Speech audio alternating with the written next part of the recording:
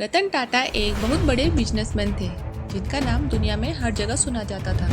वे टाटा समूह के प्रमुख रहे हैं जो भारत की सबसे बड़ी कंपनियों में से एक है। उनका जन्म 28 दिसंबर 1937 को मुंबई में हुआ था और उन्होंने अपने काम और अच्छे दिल के कारण सभी का दिल जीत लिया। रतन टाटा का बचपन उतना आसान नहीं था। उनके माता पिता जब वे छोटे थे तभी अलग हो गए और उनका पालन पोषण उनकी दादी ने किया। उनकी दादी का नाम नवाजबाई टाटा था और उन्होंने रतन टाटा को अच्छे संस्कार और जीवन के बड़े सबक सिखाए। रतन टाटा बचपन से ही बहुत समझदार और मेहनती थे।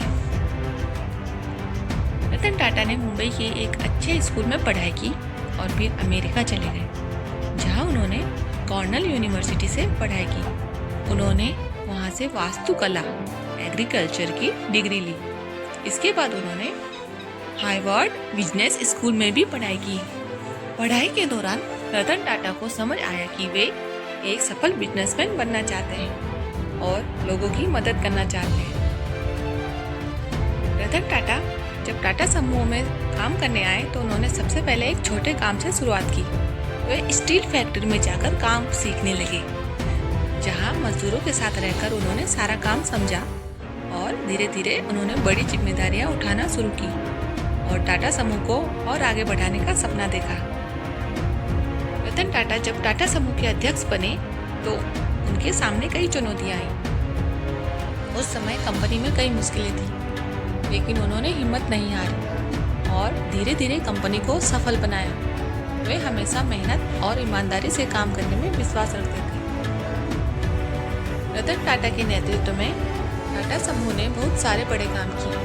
उन्होंने टाटा इंडिका नाम की कार बनाई जो भारत की पहली पूरी तरह से बनी कार थी। फिर उन्होंने टाटा नैनो कार भी बनाई जो दुनिया की सबसे सस्ती कार मानी गई।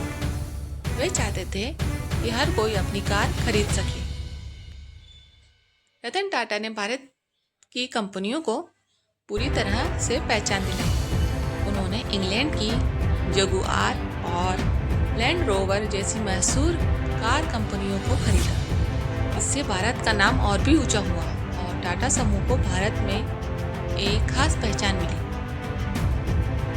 रतन टाटा का दिल बहुत बड़ा है। वे हमेशा दूसरों की मदद करने में विश्वास करते थे। उन्होंने अपनी कंपनियों के बहुत से पैसे समाज और लोगों की भलाई के कामों में लगाए। रतन टाटा ने शिक्षा, अस्पताल और विज्ञान के क्षेत्र में कई बड़े काम किए। वे चाहते हैं कि हर किसी को एक अच्छा जीवन मिले। रतन टाटा बहुत विनम्र व्यक्ति थे। वे कभी अपनी सफलता का घमंड नहीं करते।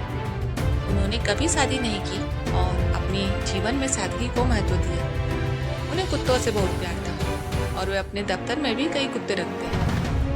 रतन टाटा का भारत सरकार ने पद्म भूषण और पद्म विभूषण जैसे बड़े पुरस्कारों से सम्मानित किया है। ये सम्मान उन्हें देश के लिए उनके बड़े योगदान के लिए दिए गए। रतन टाटा की कहानी हमें यह सिखाती है कि मेहनत, ईमानदारी और दूसरों की मदद करने से हम जीवन में बहुत ऊंचाइयों तक पहुंच सकते हैं। उनका जीवन एक प्रेरणा है जो हमें सिखाता है कि हमेशा बड़ा सोचें और दिल से काम करें। इन सब के चलते उद्योगपति रतन टाटा का 9 अक्टूबर 2024 को मुंबई में निधन हो गया। उन्होंने ब्रीच कैंडी अस्पताल में आखिरी सांस ली। टाटा समूह की ओर से उनके निधन की पुष्टि की गई है। वहीं प्रधानमंत्री नरेंद्र मोदी ने भी उनके निधन पर शोक जताया है।